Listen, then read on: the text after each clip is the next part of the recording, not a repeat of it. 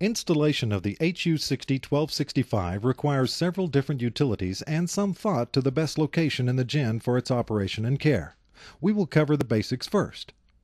The unit will require a water supply. The best quality of water available will help keep scale formation low and extend the life of the unit. Under very dry conditions, when moisture demands for cotton are high, the unit will need a water supply that can deliver 18 liters of water within 60 seconds. To test the water volume available, place an 18-liter container near the convenience faucet and time the period it takes to fill it up from a short hose. An insufficient water supply can create temperature instability and excessive scale formation. If there are questions about the suitability of the water supply, the factory will be happy to assist with a laboratory analysis and recommendations for treatment. The unit will also need combustion fuel. As mentioned previously, kerosene or eliminating paraffin is preferred. The fuel supply is connected to the unit here. Fuel consumption will vary between about 25 and 60 liters per hour depending on the application and air volume. Use the best grade of fuel available. Low-quality fuel will cause fouling from carbon and sulfur deposits. Compressed air is required to disperse the liquid fuel for combustion. We call this atomizing air. The compressed air supply connects to the unit here.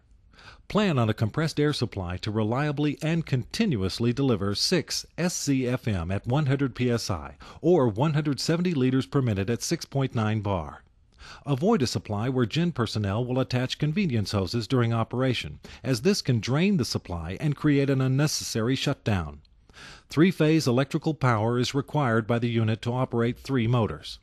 The total electrical supply requirements is 6.2 kilowatts at 380 volts 50 cycles. Three-phase power connects here. Note that the unit has a transformer that provides its own control power. Do not connect control power from any other source. Water drainage is necessary. Connect the drain pipe here. Plan on a discharge of a maximum of 3,500 liters every 24 hours. The Humidaire is equipped with an automatic water purge valve. This valve will open at least one time every minute for a few seconds to purge warm water and replace it with fresh water from the float valve. This helps keep dissolved minerals from accumulating and forming scale in the spray chamber. If desired, the clear hose may be disconnected at the purge valve and replaced with a conventional garden-type hose to exit the building. The water in this hose will be at a pressure of 30 to 40 psi and have a temperature between 35 and 55 degrees centigrade. Selecting the best location for a Humidaire unit takes a number of things into consideration. A covered location, preferably inside a secured building, provides best protection from the weather and vandalism. In warm climates, fresh air for the burner is critical to strong performance. Avoid locations where heat from press pumps and other machinery can enter the unit. Piping that is too short or too long can hurt Humidaire unit performance. We recommend a distance of 8 to 15 meters for best results. A centrifugal fan is recommended to pull air from the Humidaire unit. Place the fan far enough from the Humidaire unit so that there is no interference when removing the mist eliminator and other serviceable components on the machine. We recommend a distance of about 2 meters. The Humidaire's burner is regulated by a thermocouple temperature sensor that is to be installed in the moist air pipe. For most applications and climates, we recommend placing the temperature sensor, which is color-coded blue, in the pipe close to the point where humid air enters the application device. For example, this might be just before the transition to the lint slide grid underneath the lint slide. Avoid mounting the thermocouple in a position pointing up. Point it straight down whenever possible. The temperature control assembly for the Humidaire unit is normally mounted in a convenient location for the gen operator, away from the Humidaire unit. It includes 2 digital temperature controllers, a start-stop selector switch for the burner, and a selector switch to enable the water pump. Each of these components is pre-wired to electrical terminals located on the rear of the remote control assembly. The installing electrician is responsible for connecting these terminals, by number, to the terminals inside the Humidaire unit's upper control cabinet. In addition to the 3-phase power mentioned earlier and the hookup to the remote control, there are a few additional connections that the electrician is responsible for. The blue thermocouple located in the moist air line mentioned earlier needs to be connected using Type J thermal couple extension wire, provided with each unit to the remote control unit. When working with thermocouples, the red wire is always negative.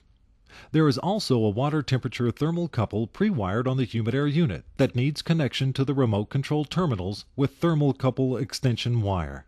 Take care to keep both thermocouple extension wires away from power wires to avoid interference with the temperature signals. A photoelectric scanner may have been purchased with the Humidaire unit. This device detects when cotton is present and turns the water pump on the Humidaire unit on or off automatically. Mount the scanner in the lint flue riser about 3 to 4 meters before the battery condenser. If suction from the riser is used to draw humid air from a reclamation hood or other moist air apparatus, we recommend mounting the scanner upstream of the entry point so that buildup on the scanner window from condensing moisture is avoided. The scanner requires 3 copper wires to connect to the main humid air control cabinet in accordance with the external electrical connection wiring diagram. A good installation is not complete without all safety devices connected and in operation. An important safety device for the Humidaire unit is the fan interlock relay. This relay is located on the remote temperature control unit, adjacent to the electrical connection terminals. On oil-fired Humidaire units, we normally supply a relay with a 220-volt coil. The purpose of this relay is to immediately turn off the Humidaire unit when the moist air fan is turned off. Although the Humidaire unit is equipped with airflow sensors and internal heat sensors to prevent severe damage, this interlock is the best insurance against an attempt to operate the unit without airflow.